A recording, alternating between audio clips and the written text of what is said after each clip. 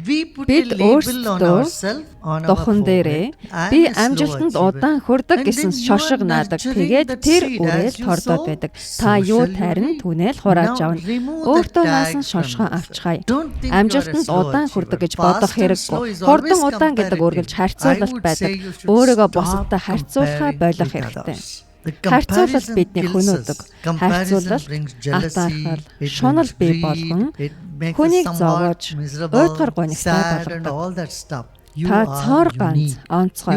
Та энд тодорхой шалтгаанаар байгаа. Анхаарлаа хандуулах ёстой зүйл чинь залхуурал. Залхуурал чинь витамин дутагдсанаас байж болно.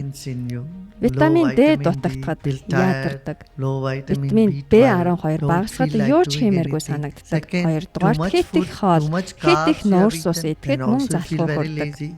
Шинхэн жимс, хөнгөн хоол, багахан дасгал хөдөлгөөн тусгaalна. Пранаям амьсгалын техникүүдийг заавал хийх ёстой. Эд сэтгэлийн эдэхгүй үлбгэр төлбөөс салгадаг.